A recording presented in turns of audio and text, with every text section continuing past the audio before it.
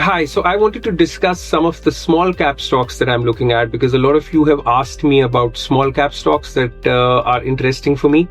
You know, I'll start with a disclaimer. Right now, markets are a little overvalued, particularly in small and mid cap space. I know that, stocks have corrected, markets have come down, but I still find that, back in 2014-15, when I used to look at small cap stocks, they would be available at very, very cheap valuations. So there's a lot of great companies available at very bad prices. So I'm going to talk about some of these companies today, which I really like and I would love to buy, but the prices at which some of these are available are, I think they should correct a lot from where they are for them to make sense for me to buy. However, some of the companies that I'm going to talk about today are actually ones where I am buying a little, and I think I'm not going to wait for a correction in these companies. How I would play this is, if you have 10 lakhs to invest, you'd probably invest 1 lakh this month and then another lakh next month, and so on and so forth. And as you keep getting a regular stream of income, invest little by little, because these stocks could run much higher before that correction happens, as we see. So I've always believed you should never completely sit out of the market hoping and waiting for a correction, even if they're expensive. So I'm today going to talk about stocks that I really like, which are either available at a reasonable price or are not so expensive that you would completely stay away from them. You should buy a bit of these stocks and hope to keep adding in a systematic way over the next few months. So the first company that I like the most right now in small cap space, which I've already added in my portfolio, is Saregama. It's a music label. What I like about this company is the fact that it's got huge tailwinds, not just this company, but the industry as a whole has got huge tailwinds behind it. So, piracy has gone down massively because of a viable business model around consumption of content. So, when I make this video on YouTube pays me a certain amount of money and it collects a certain amount of money by showing you advertisements or from subscription that you pay to YouTube. So this has created, as I say, a viable business model for a lot of these content companies. And Saregama is one of the biggest content companies. They have 172,000 songs which are there on YouTube Music, YouTube Video, Spotify. And how this all works is that when YouTube shows you advertisements when you consume any content or when you watch anything there or listen to anything on YouTube audio, YouTube retains 45% of all the revenue that it collects by showing you advertisements, and the balance 55% gets paid out to content creators. Now this balance 55% is paid out based on how much content you consume, but there is a certain percentage of money or per stream value which gets paid out to content creators. So Saregama has the biggest library which it's put out there, so they've got this massive content which is out there which people are consuming, and the revenue keeps going higher and higher. Go back 5-7 years, there were a lot of players which were giving this content for free, and the idea was to gain as much market share as they can, and then maybe future they wanted to monetize it. That business model was not very sustainable, so a lot of these platforms have gone out of business. So right now it's essentially YouTube audio, the YouTube video channel which people use to listen to songs as well. Then there is Spotify, a bit of JioSaavn and Gaana.com. Eventually I think the consolidation would just leave YouTube and maybe a bit of Spotify in the game, and everyone else will disappear. So let's look at where the company makes revenue from right now. Have a look at this chart. Of the total revenue, 52% revenue comes from digital content which the company puts out on channels, as I said, YouTube, Spotify and other online content places.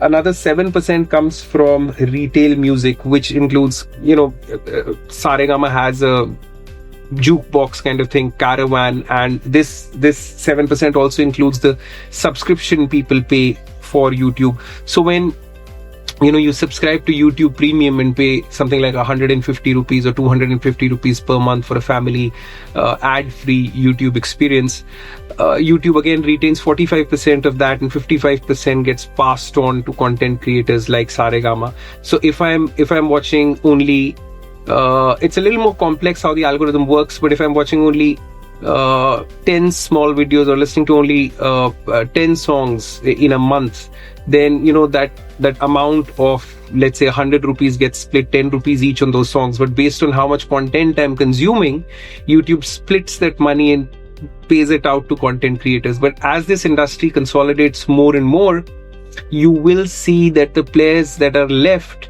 will be paying more and more to content creators and will be charging more and more to advertisers, and the subscription prices would also slightly increase. So this has created a viable business model, because people don't realize that they're actually paying for the content that they're watching. They're giving their time in return, for which advertisers pay a certain amount of money.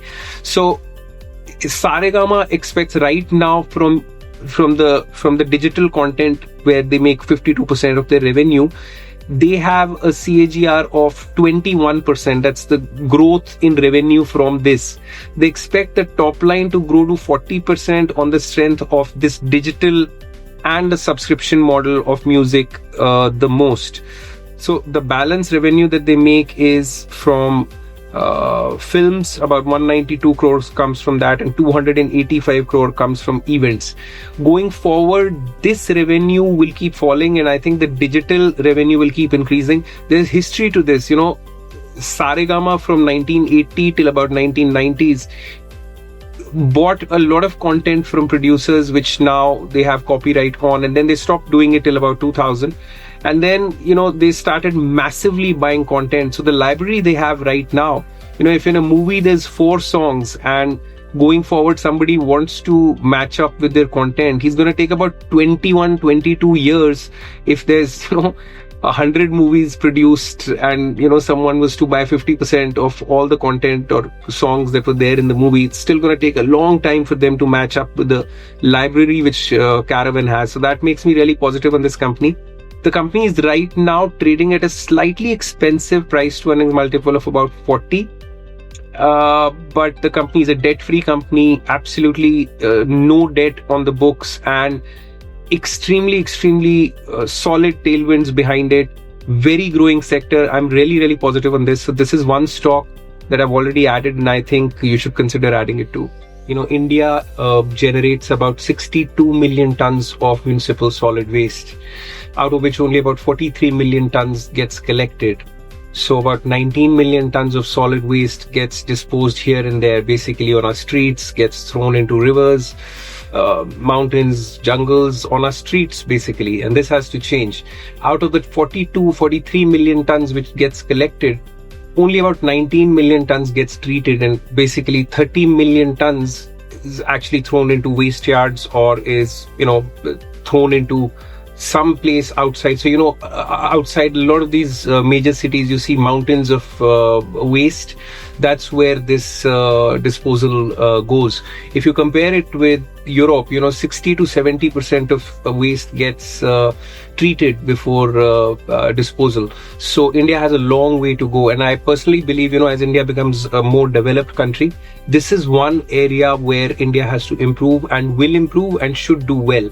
So the company I'm going to talk about first, which is a company of interest, I've been looking at this for a while, is Antony Waste Management. They've got about 8% market share of this total 62 million tons of waste that India generates. They treat about 8 million tons of this. They've got a major presence in Mumbai, which is about 80% of the total waste generated in Mumbai is treated by this one company. Although they have now got projects in Noida, Chennai, basically 23 other cities, but a majority of their revenue, around 70 to 75% right now, comes from Mumbai.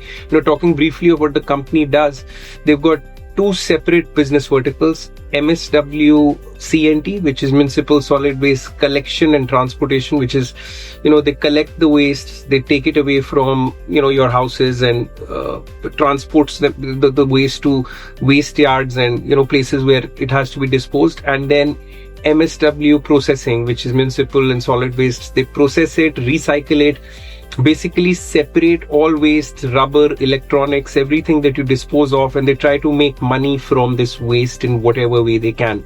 Simply put, that's what their business model is. Also, the company is making efforts to charge directly to housing societies and small businesses. So this is that they don't get 100% of their revenue for collection and transportation from civic bodies. So right now, all the revenue from collection and transportation, most of it in fact, comes from civic bodies like the BMC in Mumbai and various civic bodies in whichever state they operate. So they want to reduce the reliance on this. Having said that, these civic bodies can at best delay the revenue, but they cannot not pay these companies because these are essential services. So long as they use anti-waste or any other parallel provider, they have to pay them, because if they stop collecting this waste, that would be a huge problem. So it's a very, very essential service. The revenue is never under any doubt. But the problem, however, I must state, is the fact that whenever there is a change in civic bodies, whenever there is a change in government, some of the contracts are at the risk of getting cancelled. But at the same time, anti-waste in the market where it operates, Mumbai, has such a strong hold and such a strong presence that I doubt if that should be a problem for them, even if there is a change of government. In terms of valuations, the stock is trading at a price to earnings multiple of about 23. And the stock price has, appreciated only about 35% since it got listed in January 2021. So I find this company trading at a very good price. I think it's a perfect contender for re-rating at some point in future. As I said at the beginning, I find the overall market's a little expensive. So it's difficult right now to find small cap stocks where, the future is very bright, the earnings are improving, the valuations are cheap, and, perfect time to buy a stock like that. Difficult to find that at this time, but how I would play this is I would buy little by little and not buy in a lump sum or in a big amount any of these stocks. So keep adding the stocks that you like at the prices at which they are, keeping in mind that if they correct a little, if they correct 20, 30, 40%, you have the capacity to add a lot more to those stocks. So this is, one of those stocks. So another company I like at this point is Unicommerce. And as I said at the beginning, this is one company which is trading at a very high valuation of around 79, but I think it's a very futuristic business. It's got a very, very bright future. They have about 5 to 6% market share in their industry. And talking of their industry, basically it's a one-stop shop for anybody who's selling anything online. So imagine selling anything online and having a big store where you store everything. You have to keep track of what all is available in the store. You have to take orders online, process those orders, get that inventory out, ship it to the customer. So Unicommerce is a one-stop shop which does all of that. Essentially, they have 3 products, which is Uniware, which is a flagship product. It does inventory management, warehousing, basically stores everything at the right place, knows where what is lying and what is available in the store after you put everything on a website from where clients can, place an order. And also does returns in case the order is delivered and the client is not happy with that. Then the other product is Shipway, which takes care of basically shipping and courier aggregation, tracking, returns, exchanges. And finally, there is a ConvertWay, which does marketing automation. It uses AI heavily. It's got a marketing chat bot, which, customers can use to interact with the company when they place an order. So, online commerce is still growing at 23% CAGR.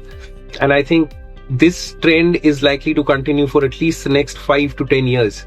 So I really like companies in this space which, will make it easier for people selling products in, stores to come online and, make everything available digitally for people to buy. And then they'll take care of everything right from placing an order to supplying and to delivery.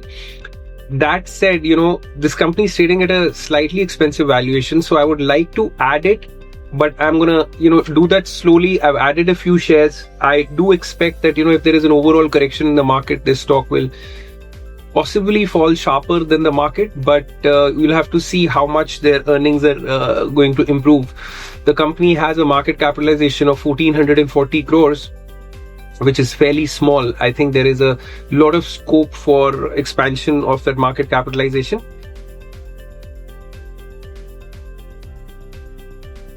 That's the only problem. But in the top 5 players in this segment, Unicommerce is the only company which is profit making.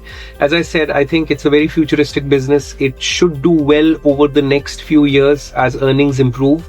But right now, I agree that it's trading at fairly high valuations. But this is a company that I'm looking at. I would like to add it at some point in future. So, the other thing to keep in mind about Unicommerce is that they've got a very marquee list of clients. Have a look at the list of clients they have right now. So these are very cash-rich companies. They're not going anywhere. And the client dependency and stickiness, especially of Uniware platform, is it's extremely sticky. So basically, the company boasts of net revenue retention of above 100%, meaning existing customers not only stay, but they pay more and more as, the years go by.